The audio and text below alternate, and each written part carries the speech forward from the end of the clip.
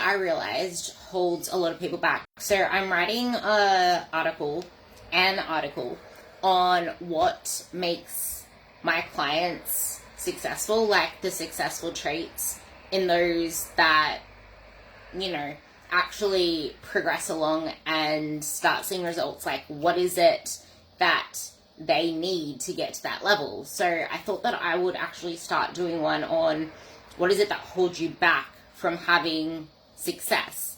And one of the main things, the start of this is going to be mainly for those who are beginning or those who don't know where to start, or pretty much anyone that's been through like challenges and boot camps and stuff like that with an unrealistic views, unrealistic beliefs, and false ideas of what they need to do to actually see results, especially at first.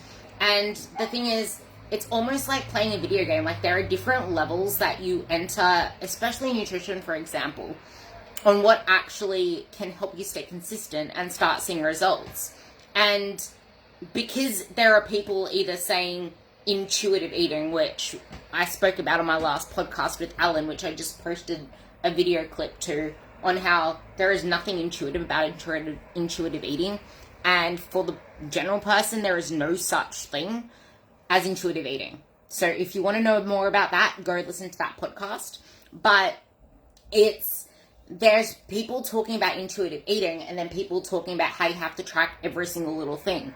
But there's a missing piece in the middle that a lot of people don't realize, and that's there are different starting levels to what you can actually adhere to and what's easy for you with your lifestyle, your skills level, and your time you're able to manage things. Like, something that I see among the successful versus the non-successful is that those that continue to struggle, continue to spiral their reels, continue to not make any progress, is that they don't reach out, they don't communicate, they don't speak up when they're struggling with whatever it is. Because we as coaches, for example, that's the other thing as well. I'm going to touch on that as well, Shelley. Thank you for mentioning that. I'm going to make sure that I remember to come back to that one. But it's like, you don't have to track every single little thing. And when people come to me, I don't get them to track whatsoever. Like, maybe for the first 3 days, they can do that. And if they're not willing to do that, I get them to take photos of the meals and send it to me, because I'm not going to provide them with a meal plan template, whatever you want to call it. I do not like it with just meal plan, because it's not a plan, it's a template. But I will not provide them with that template unless I know what they are currently doing, like, in all honesty, because you'll fabricate what you want your coach to hear, or the coach that you're about to sign up to hear. But I want it to be as realistic as possible, so I meet you where you are at. So there are different levels to this. There's, like, you can either follow a complete plan as it is, you can follow a meal plan template as it is, or you can follow a plate template in having a guideline. Like, I have all different levels on how I can help each of my girls to get to where they want to be. But the thing that would hold any of them back is that they don't speak up if they're struggling with something. Because how am I supposed to know that you are struggling with this particular tool that I gave you? Because I have a toolbox of all the tools that I can use for any client that signs up with me. That is something that people need to realize. There is no one size fits all. You will get the initial thing that I give you until I know better. Because I don't know everything about you. I don't know what goes on in your head. These are just assumptions based on my initial interactions with you. So based on all of that, I am giving you the tool that I feel is right for you, which is usually the same tool of, here's a template structure, let's do this. Or, on the other end, there are two main tools that I've been using. It's either that or you go straight to MyFitnessPal, because you already know how to track. But you will still have the meal plan template to show you how to eat. But then there are also a couple of girls that literally just have a plate template on, this is what your plate should look like for your meals, and this is what your plate should look like for your snacks. And then I give them a macro cheat sheet on what are proteins, what are carbs, what are fats, and a whole document of information based on that. And like I said, I have a whole Dropbox as well. Well, I don't want to say Dropbox because it's not on Dropbox, it's on Google Drive. But I have a whole Google Drive full of documents that I don't just put out there into the group and say, here you go figure out what you need. They're all kept in my toolbox, and I don't give them out like that. I pick what you need to give it to you, because overload is definitely not going to help you, and trying to find the optimal approach is not going to help you. What is optimal is us working together through communication to figure out what you need to get you there. But I will not know that unless you speak out to me on, this is not working for me, I'm finding this hard, I don't know how to make this food work, blah, blah, blah. I need to find out what your weak point is. So any conversation that I have with my girls, this is not about me coaching. This is about you on your journey. Whether you're a client or whether you're just someone watching this, you need to do this to yourself. You need to do this with your coach. And if you're a client, you bloody well be better doing it with me, because I don't know what I know. I assume that you're kicking ass unless you come to me. Back to what I was saying.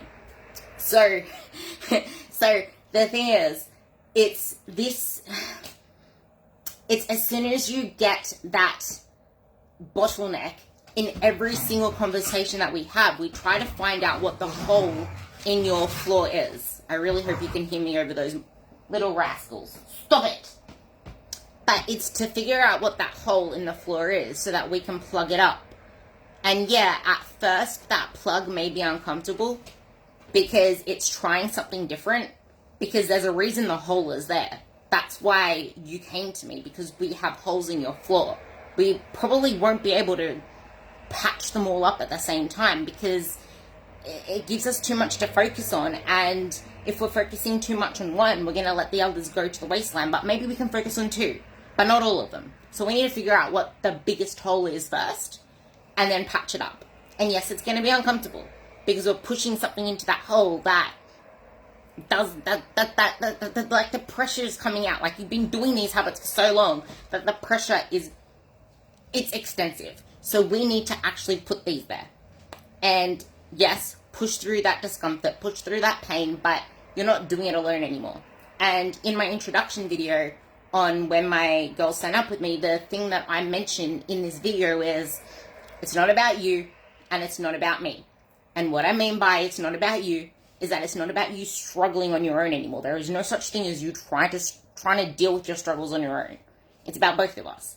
Now, if you don't have a coach, and if I'm not your coach, think about it in your sense.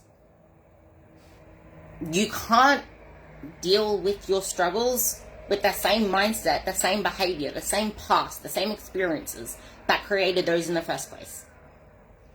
Because to me, the cost of inaction is a lot greater than the cost of change, the cost of an investment into something that can make you better. And it can be really difficult laying out that outlay to do that, but when you weigh it up against the cost of inaction, and if this was to go on further, the further costs down the road. I was going through my gallery and there was a conversation I had with someone. I can't remember what exactly the topic was. I think it was something to do with fast food or something like that. And I shared it, and then his response to it was, and not to mention, it's not just the cost of like the food differences, which I actually feel like eating the right way is heaps cheaper than eating the shit way, because eating out is actually really freaking expensive. Like, especially if you get a salad, like that salad, when you buy salad ingredients or veggie ingredients or whatever it is, yeah, it's expensive first up, but it lasts a lot more serves in a lot more days than just that one meal. But anyway, back to what I was saying. It's not just the cost difference of that, cost difference down the road of when you have health complications and everything else. Like, I know as a fact that I do not want to have the bill that my parents pay for the medications that they're on, for example, because they didn't get the same opportunities that we have now to look after our health, or they weren't in the position to do it, or they weren't in the knowledge to do it. Like, I don't want to be dealing with that shit, and the side effects of a lot of the meds, like blood thinners and all the shit that it does to your skin and being so easily bruised. Like, I don't want that in the future.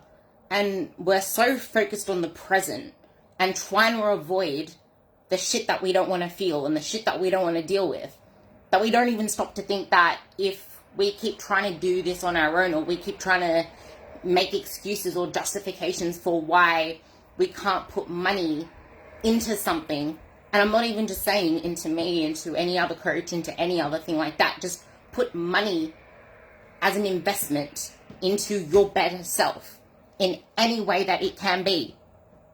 A coach, a book, a gym membership, whatever it is. That pales in comparison to the cost of everything else in the future. But the thing is, regardless of what you buy, regardless of what you sign up to, the coach can't do the work for you. The coach can't kick the shit out of your hands for you. They can't be in, like, they can be in your ear every day if you actually reach out to them and your coach allows that. Because I'm willing to be in the ear of my girls every single day if they actually come to me. I'll, like, voice them or whatever. I'm getting really close. But regardless of what we say, we can only say it so much. You still have to do the action. You can buy whatever program online. You still have to do the action. Because programs online work until they don't. They will work for the first 6 weeks. So if you can't commit to a coach now, get a program online. That will work for the first 6 weeks. Your body can respond to anything straight away. But then it comes a point where it doesn't work anymore, and then you actually need something to take it to the next level and make it a lot more specific to you. And I have a post coming up very soon on Instagram, because I am actually very active on Instagram. But I'm becoming more active on here. But I have a post coming up very soon on exactly why doing group classes, doing HIIT, doing any of that foofy stuff will not get you results past the first 8 to 12, maybe 16 weeks. Definitely not going to get you the body that you want. Now back to this eating clean with the odd treat. I like calling it treats just because people know what type of food I'm talking about. But at the same time, I don't want to call it a treat, because it's giving a label to a food that makes it feel like it's on a pedestal. It's more so on a spectrum of eat more of these, eat less of these. Eat bigger amounts of these and smaller amounts of these. Eat these more frequently, eat these less frequently. And eat clean is shit as advice, because eat clean means different to everything. And just because my mum popped on and my mum's watching me, I'm going to say what she thinks is eat clean. Like, it could be friggin' like toast with toasted jam or something like that, or toast with avocado. I'm eating clean. This is toast with avocado. This is toast with baked beans and avocado. That is not going to help anybody. There is no protein in that. You probably get like 5 grams of protein in baked beans if you have enough of them. But there is no protein in that meal. Like, it's clean, but it isn't helping your body goals because there's no protein in it. And then I see people get, like, I did a story on my Instagram not that long ago showing breakfast, and then I did like a poll on, I know you did. I absolutely love the way you actually have shifted your mindset around food now. I noticed. It's awesome, Shelley. But something I noticed on my stories is when I spoke about breakfast, a lot of people's typical breakfast foods would be like halloumi, eggs, salmon. What else was there? It was like all that stuff on toast. I'm like, yeah, cool. There's a little bit of protein in eggs. And I had this conversation with someone online who wrote a post. I might actually tag him in this when it goes up. But he wrote a post and it included eggs being a not good source of protein. And someone rebutted it. And it's like, yeah, eggs are probably the highest quality of protein in terms of the bioavailability. Like, eggs and milk are the highest quality of protein that you can have. But eggs are a shit source of protein. So is salmon. Because salmon is 50% fat. Eggs are actually, they're 50% fat too. They're both close to 50% fat. So you're getting a lot more calories for whatever protein you're trying to get if you have those two. Now, if you bring halloumi and cheese into the mix, that is a lot more fat than it is protein. Like, there is not much protein in there for the amount of fat that comes with cheese. So if you're having this big calorically dense breakfast, which is like 400 calories to 600 calories, without that much protein in it, yes, it's clean. Yes, it's nutritionally dense, but it isn't helping you in terms of protein. And the issue that I see with so many women, especially, they do not eat enough protein. They eat stupendous amounts of carbs and fats. It's so easy to have that. And then they wonder why they're never satiated after their meals. Like, I'm still seeing this thing go around on Instagram and on Facebook and on everything saying fat is satiating. But it's not actually. Protein is the most satiating thing there is. I don't eat red meat whatsoever, Shelley. So there's heaps of ways. I might actually have to share that infographic here because I have an infographic on Instagram that I put up for that. But I have like a whole section of that in my inner circle. So I'll share that infographic. But it's... there is just so much nuance to every single little thing out there. But you need to realize that just because someone says some particular advice, it does not apply to everybody. And fat isn't actually all that satiating. It can help make a meal more filling than if it was just carbs. But something I do say to a lot of my girls, I actually shared it onto my story yesterday, so you might make it on time because I shared it late last night. So go through my Instagram story and you'll see like my protein infographic. And then just like click through it because yeah, I put that up late last night. One of them isn't clickable, but one of them is. But yeah, so keep that in mind because when you have whatever meal it is, it's not just the fact that it's nutrient dense. You need to make sure it's actually hitting your goals. And like I said, protein is the thing that people miss the most. And going back to what I said before, these comments are kind of distracting me, but I think I can hide them. No, I can't, but that hides them. But when you make a meal and it doesn't have enough protein and it doesn't have enough veggies, you need to make sure, that's the other thing, like fiber and protein, they're the most satiating things that you can have. If it doesn't have enough of those, you are going to be hungrier closer to the time that you finish the meal. And then you'll wonder why you're still raiding the pantry at nighttime. And if you're blowing your macros all of the time, like I have this with one of my girls who was like checking in with her macros, how much she went over them, and she was also checking in with her protein. It is so much easier to blow your calories and to overeat if you are not prioritizing your protein. And it's like, you can clearly see the link between not having your protein and continuously sabotaging your goals, going over your calories, just because you won't put in that little bit of time to make sure you're getting in your protein, or you won't make yourself uncomfortable enough to force yourself to eat that protein because there's all these other things going around. Like, it's an uncomfortable thing to do when it's new, but it's something that is going to set you up for success in the long term. And the whole point of this live was to say that the traits of successful clients and the traits of successful people are those that realize what their bottleneck is and not try to push through it on their own. Talk about it, admit it. If you have a coach, you need to tell them, because we don't know what you're struggling with if you don't tell us.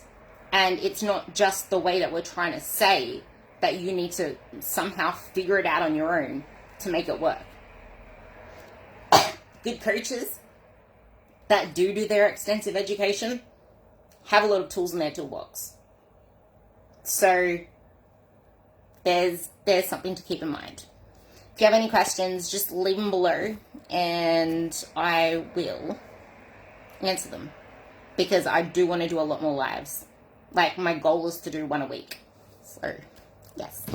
And also, if there's anything else you want to know, I put a lot of time, energy, love, and also a lot of stress because I care so much about getting that information out there into my podcasts. So 100% Real with Ruby on any podcast platform that you listen to.